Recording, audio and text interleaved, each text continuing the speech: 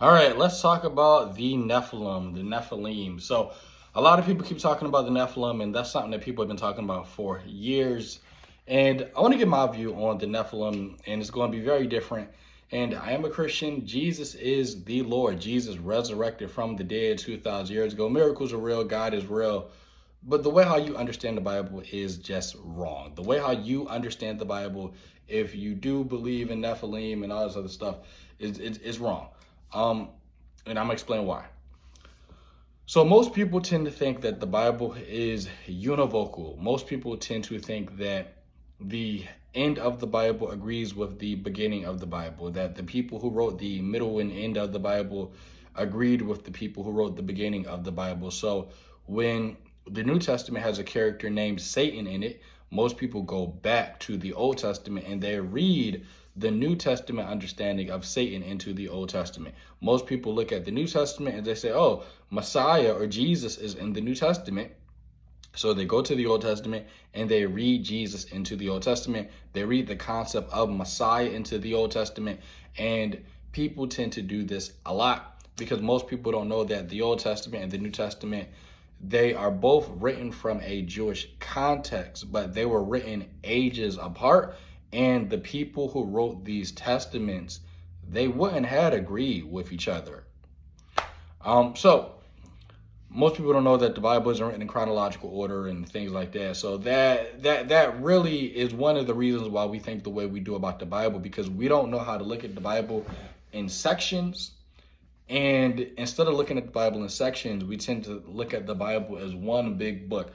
I remember explaining to somebody that one of the things that historians do or biblical scholars do is when they look at the evidence, when they weigh the evidence for Jesus' existence, whether or not Jesus existed, they actually use the letter of James, and they use things like Galatians, where Galatians 1:19 talks about how James is the brother of Jesus.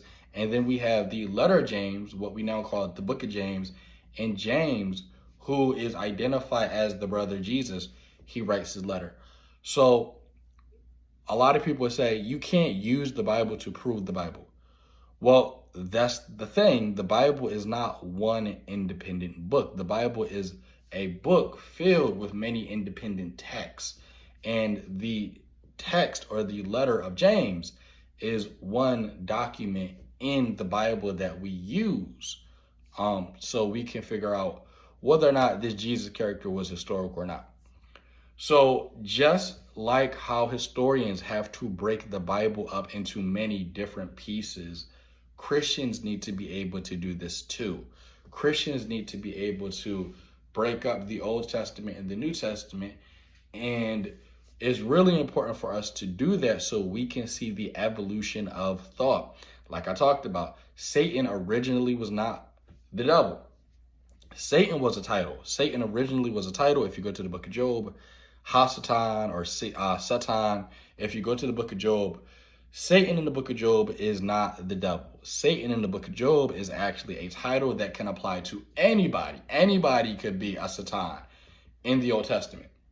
But when you get to the New Testament, now you have Satan, and Satan is a walking, talking person now. So you see the evolution of thought from the Old Testament to the New Testament, and just like there's an evolution with Satan, there's an evolution with the Nephilim. So usually people read Genesis 6, and if you're a big Michael Heiser fan, shout out to Heiser. Heiser was amazing.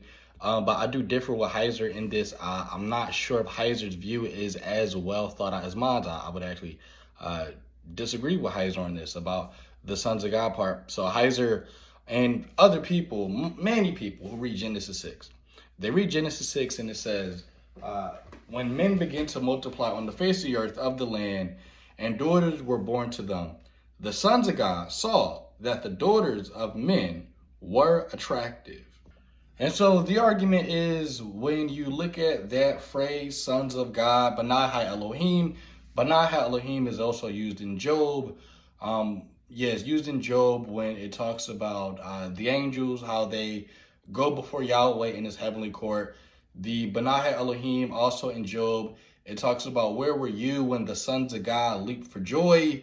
And so people say, oh, this must be talking about the same concept of the Banai Elohim in Job. This must be talking about, that concept. And some people may even go to Psalms 82. So here's the issue with that. When you go one chapter before Genesis 6, you go to Genesis chapter 5, verse 3. And it says, when Adam lived 130 years, he fathered a son in his own likeness after his image and named him Seth. I bet you guys never even read that verse. Adam has a son that's in his own image. And there's a couple implications that go with that. And this is why we need to go back even further before Genesis 5. But if you're reading Genesis chapters 1 to 11, and if you're thinking about stuff from Job and other texts like that, you might not catch what's going on. Because like I always talk about, Genesis chapters 1 to 11 was written when the Israelites were in Babylonian exile and Babylonian captivity. So let me just go into this some more. Now, if you go to Genesis chapter 3, verse 15, Adam and Eve, they're getting their curses dealt out by God. This is after they sin in the garden. And God makes a very specific promise or a curse to Eve. And most Christians, they reinterpret that curse in light of the New Testament. People keep looking at the Old Testament through the lens of the New Testament, but you have to figure out the original interpretation of the Old Testament first. But this is what it says. God says, I will put enmity between you and the woman, and between your offspring and her offspring. So this is God. If you go to verse 14, the Lord God said to the serpent, and then in 15, this is what God says to the serpent, that he's going to put enmity between the woman and between her offspring and his offspring. Well, when did that ever happen? This happened with Cain and Abel. The state of enmity is the state of being opposed or being hostile to somebody else. And what you see is that there's this hostility between Cain and Abel, just like God said. And that is fulfilled in Adam and Eve's children, Cain and Abel. Now, Cain isn't the literal biological seed of the serpent. Remember, the Genesis story is not a literal story about a literal talking snake. And I talk about this stuff in my books, and I talk about specifically who the snake is and who the serpent represents, because the serpent represents a nation. This is a mytho-history about a nation of people.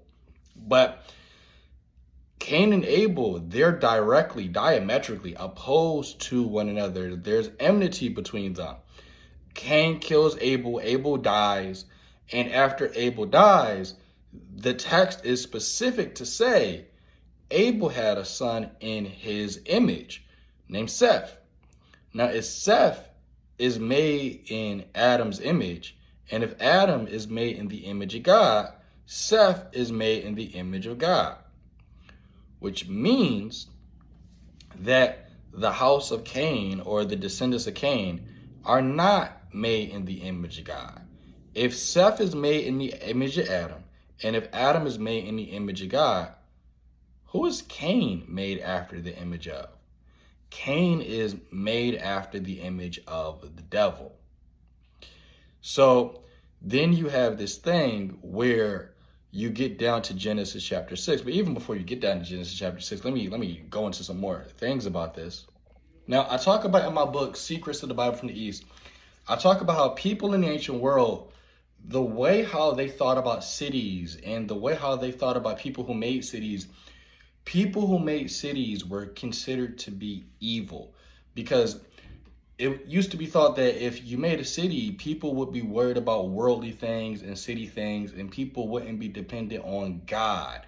So being away from nature meant that you were away from God, And being closer to nature meant that you were close to God and you were dependent on God.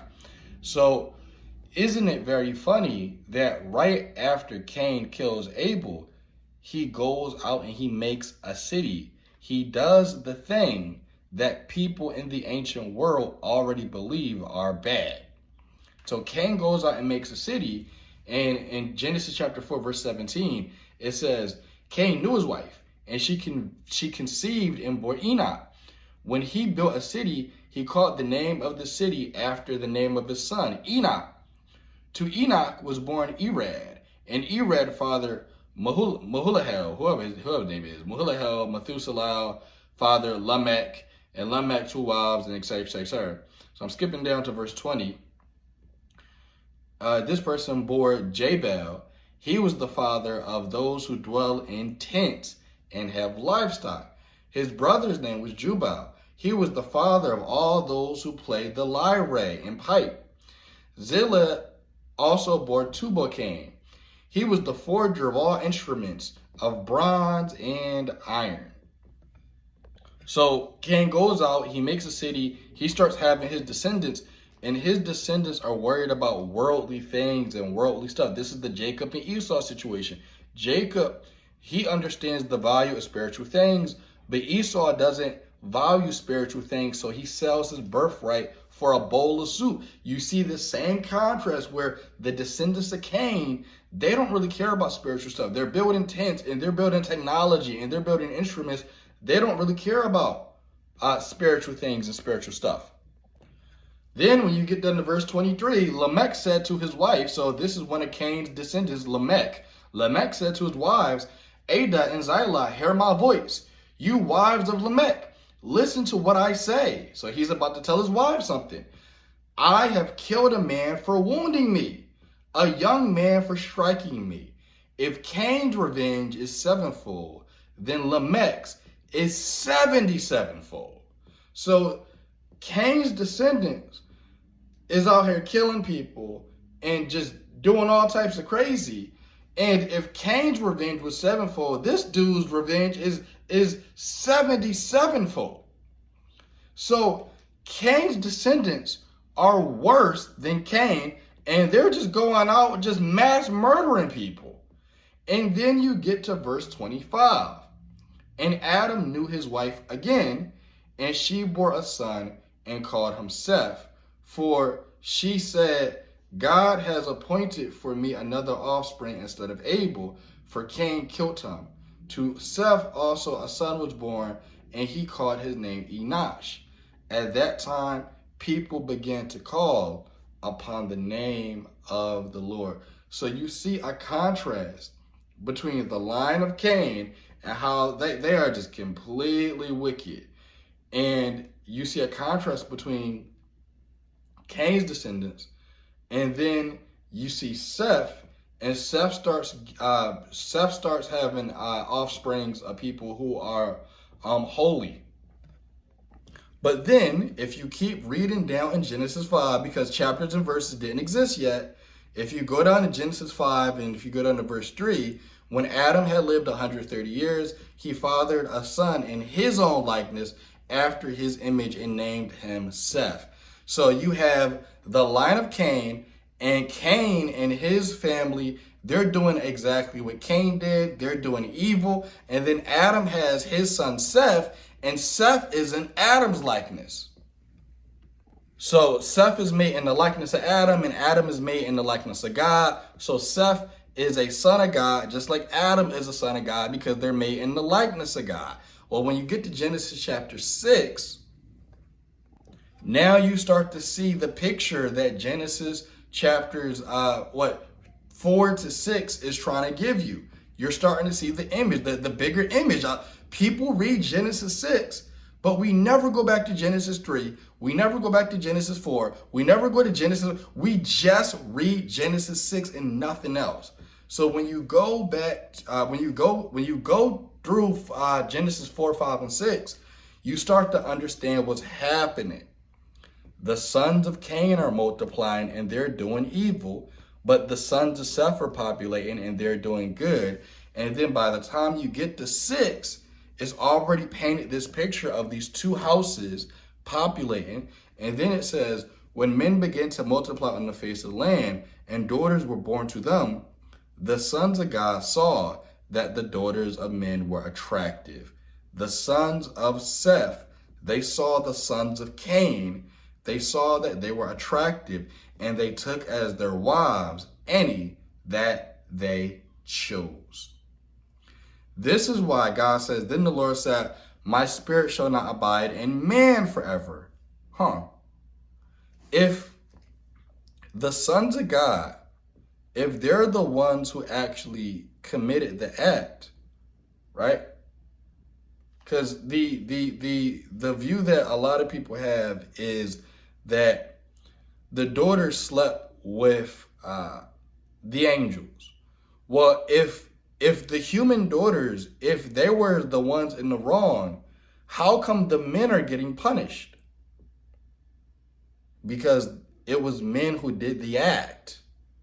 It was men who were sons of God, who were sons of Seth, who are made in the likeness of Adam.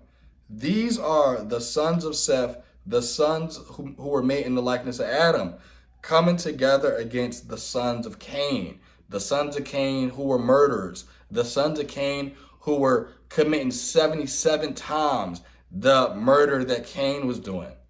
This is what Genesis 6 is about. So what happened? How do we get to this view that this is talking about Nephilim? And when I say Nephilim, I'm talking about the colloquial, crazy Anunnaki giants and stuff like that. What most people don't know is that the book of Enoch was written after Genesis 1 to 11. The book of Enoch was written around 165 BCE. We know this from the Aramaic that's in Enoch. Enoch is written in late Aramaic. And we know that Enoch was written later. So Enoch is a little bit very Hellenistic. So when Enoch was written, Enoch took a little bit of Greek Hellenism and Greek ideas. That's very Greek thought for people to come down from heaven and start sleeping with people. And you see that in Enoch. So Enoch kind of blends Greek mythology with the Hebrew Bible. And then Enoch creates this story in Enoch about the sons of men being angels.